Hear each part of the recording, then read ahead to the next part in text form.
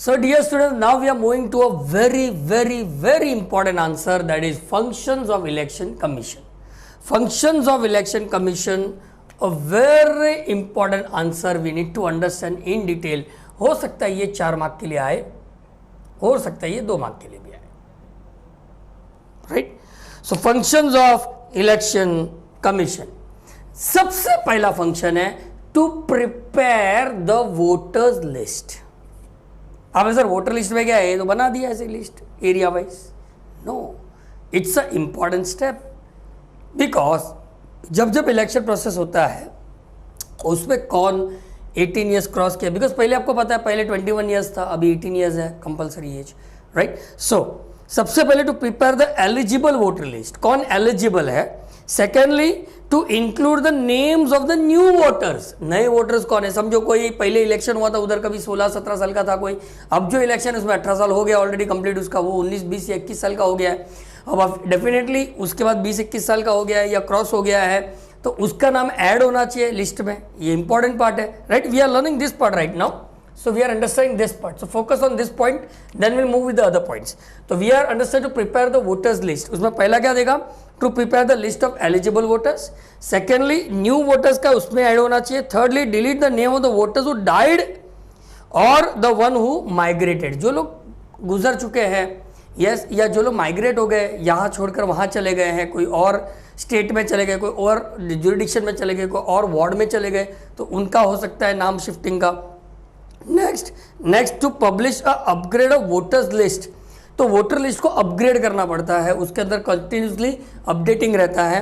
And next to give a photo identity card to the voters, voters को photo identity card मिलता है कि भाई ये उसका वोटर आईडी है. अंडरस्टूड. तो वोटर आईडी अब यहाँ पे देख सकते हो, इस तरीके का वोटर आईडी आता है. ठीक है, आगे बढ़ते हैं with the second point, that is decide the time table and programs of the election. Decide the time table and program of the election. कभी भी सडनली रातों रात जाके सर कल इलेक्शन है भाई, ऐसा नहीं. It is a well planned, pre planned रहता है. First of all to prepare and publish election schedule, पहले शेड्यूल बनाना पड़ेगा. Secondly to decide the entire process, that is when and in how many stages the election should be conducted, कितने कितने stage में election होगा ये भी decide किया जाता है. थर्डली हम देखेंगे scrutiny of the application of candidate. Scrutiny का मतलब होता है डिटेल में चेक करना, detail checking. So detail checking to accept the application of candidate. समझो किसी एक्स पर्सन को इलेक्शन में खड़ा रहना है तो उसका एप्लीकेशन चेक किया जाएगा, अगर एक भी डेटा मिसिंग है तो उसका एप्लीकेशन रिजेक्ट हो जाएगा. फर्स्ट ऑफ ऑल एप्लीकेशन लेना. Second to scrutinize the application, application को बराबर से वेरीफाई करना, सर्च करना, उसका बराबर से डिटेल निकालना, ऑथेंटिसिटी देखना, जेन्यून है कि नहीं वो देखना. Thirdly, to give permission to contest the election for eligible candidates and reject application of disqualified candidates. किसका एक्सेप्ट करना है, किसका रिजेक्ट करना है, ये यहाँ पे स्क्रूटिनी में काम किया था. ये भी function of the election commission है. इसके बाद आगे बढ़ते हैं with the fourth point, that is to give a recognition to the political parties. अब recognition to the political party में आता है, and India has multi party system. आपको पता है कंट्री लेवल पे, नेशनल लेवल पे और स्टेट लेवल पे काफ़ी सारी पॉलिटिकल पार्टीज़ है, काफ़ी सारी रीजनल पार्टीज़ हमको पता है. यस, तो ऑब्वियसली एंड इंडिया के अंदर इतने सारे मल्टीपल पार्टी सिस्टम है, तो election commission gives recognition to the new political party. समझो कोई दूसरे, कोई समझो अभी कोई एजुकेटेड क्लास में से कोई समझो आ गया, बोलता है कि मुझे अपना एक इंडिपेंडेंट पार्टी फॉर्म करना है, तो मुझे उसके लिए सिम्बॉल चाहिए, मुझे उसके लिए नाम रखना पड़ेगा, तो वो सारा चीज़ का परमिशन ये लोग देते हैं कि आप ये सिम्बॉल रख सकते हो, आप ये नाम रख सकते हो, ऐसा. Yes, nextly to allot the election symbol to the political parties. Symbol देने का काम भी इनका है. नेक्स्ट आता बच्चों to solve the dispute related to election. Election related क्या डिस्प्यूट सॉल्व करते हैं.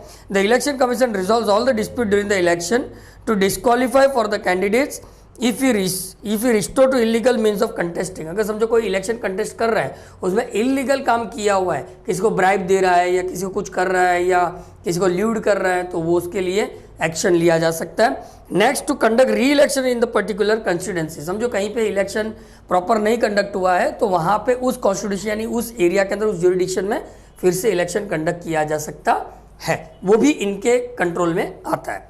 एंड द लास्ट पॉइंट यहाँ पे हम देखेंगे रिस्ट्रक्चरिंग द कॉन्स्टिट्यूशन वाला पॉइंट जो है, उसमें 3 पॉइंट है. First constituencies are framed in the proportion to the population. बच्चों पॉपुलेशन के हिसाब से कॉन्स्टिट्यूंसी बनती है, यानी कि उन्होंने नंबर ऑफ पॉपुलेशन को काउंट करके रखा है कि अगर इतना पॉपुलेशन है तो इतना पॉपुलेशन से इतना हो जाएगा तो इतना मेंबर। एग्जांपल समझो, क्लास के अंदर समझो 40-50 स्टूडेंट है तो एक टीचर, 100-200 स्टूडेंट हो जाएंगे 2 या 3 टीचर, 500-1000 स्टूडेंट हो जाएंगे 5 या 6 टीचर। इस तरीके से नंबर ऑफ स्टूडेंट्स बढ़ेंगे तो सामने रिप्रेजेंटेटिव भी बढ़ेंगे, राइट। सो वो एक फर्स्ट पॉइंट है। There are total 543 constitution. कितने? 543 कॉन्स्टिट्यूशंस ऑफ लोकसभा। तो पूरी इंडिया में 543 कॉन्स्टिट्यूंसीज है, ओके।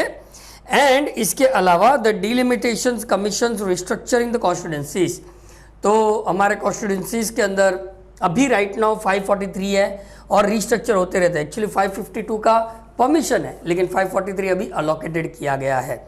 समझ में आ गया आपको? यस। इसके अलावा हम रिमेंबर ये भी रखेंगे कि श्याम शरण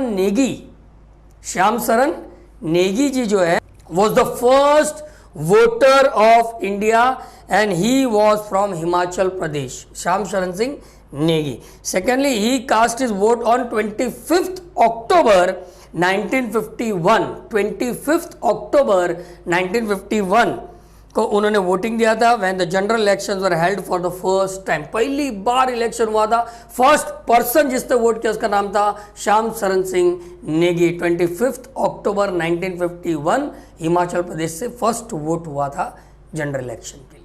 समझे आपको? Okay, now will move to the next, that is the process of election.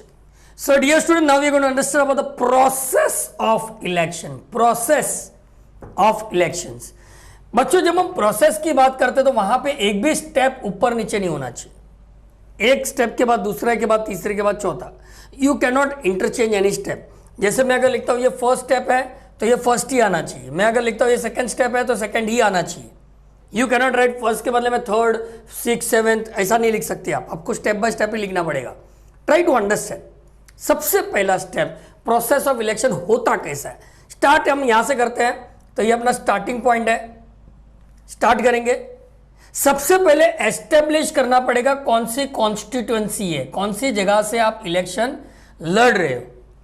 Yes, establishment of constituency. Secondly, finalizing the voter list. Voter लोगों का लिस्ट फाइनलाइज हो जाएगा कि ये कॉन्स्टिट्यूएंसी में ये वोटर्स है। थर्ड नंबर, उनका nomination of candidate and scrutiny of their nomination form. जो कैंडिडेट रहेगा उसका नॉमिनेशन फॉर्म देखा जाएगा, उसके बारे में स्क्रूटिनी यानी कि चेक किया जाएगा ये बराबर है कि नहीं, जेन्युइन है कि नहीं है। वो सब होने के बाद चलो 3 स्टेप वापस देखते हैं। पहले कौन सी कॉन्स्टिट्यूएंसी से इलेक्शन लड़ रहा है। सेकेंडली, उसका वोटर लिस्ट रेडी हो जाएगा एरिया का। थर्ड, नॉमिनेशन ऑफ कैंडिडेट का रहेगा, उसका स्क्रूटिनी किया जाएगा, फॉर्म का स्क्रूटिनी, उसमें कुछ भी प्रॉब्लम रहेगा तो देखा जाएगा। Fourth, election campaign. Election campaign के लिए निकल जाते हैं ना। सुनो, हमारे क्षेत्र के तरफ से ये खड़े होने जा रहे हैं श्री ये है ना, ऐसा करके इलेक्शन कैंपेन होता है। इनको बहुमत से विजय करिए। यस, और इस तरीके से इलेक्शन कमीशन का कैंपेनिंग होता है। इसके बाद बच्चों, इसके बाद कंटिन्यूटी है, ये कंटिन्यूटी है। ओके, कंटिन्यूटी है। एक्चुअल वोटिंग होता है। इसके बाद एक्चुअल वोटिंग होता है। लोग आते हैं, वोट करते हैं, उनके ऊपर मार्क किया जाता है। यस, वोटिंग होने के बाद काउंटिंग होता है। वोटिंग का डेफिनेटली काउंटिंग होगा। यस, और काउंटिंग के बाद रिजल्ट आएगा। यस, कि कौन जीता और कौन नहीं जीता। और अगर समझो इस इलेक्शन में कुछ भी प्रॉब्लम आया तो लास्ट 8वां पॉइंट ये कहता है कि एक resolution of the dispute regarding the election form किया जाता है कि उसमें कोई भी अगर डिस्प्यूट हुआ, झगड़ा हुआ तो उसको वो लोग मैनेज करेंगे। ठीक है, फिर से एक बार क्विकली देख लेते हैं प्रोसेस ऑफ इलेक्शन क्या है। प्रोसेस ऑफ इलेक्शन में सबसे पहले स्टार्ट कैसे होगा, कॉन्स्टिट्युएंसी डिसाइड होगा कुठले कुठले एरियामधून तो इलेक्शन लढते। याच्यानंतर काय आहे, वोटरचा लिस्ट बनतो। वोटरच्या लिस्टानंतर काय आहे, nomination of candidate, scrutiny of their nomination form, कि भाई वोटर लोगों का कुछ भी जो भी फॉर्म है उसका तो स्क्रूटिनी किया जाएगा, डिटेल चेक किया जाएगा, कुछ भी गड़बड़ी है तो वो चेक किया जाएगा, उसको करेक्शन अगर है तो पॉसिबल है तो ठीक है, नहीं है तो उसको रिजेक्ट कर देंगे। Next, election campaign. Election campaign होने के बाद एक्चुअल वोटिंग होगा, बाद में काउंटिंग होगा, बाद में रिजल्ट आएगा और फिर अगर कुछ झगड़ा हुआ तो resolution of dispute regarding election. समझ में आया? कॉन्स्टिट्यूटेंसी, फिर वोटर लोकल लिस्ट, फिर कैंडिडेट का फॉर्म बराबर है कि नहीं, फिर इलेक्शन कैंपेन, बाद में वोटिंग, बाद में काउंटिंग, बाद में रिजल्ट, और झगड़ा हुआ तो डिस्प्यूट रेजोल्यूशन के लिए इलेक्शन कमीशन देखता है. समझ में आया बच्चों? बराबर समझ में आया? कळलं काय? बरोबर? ओके.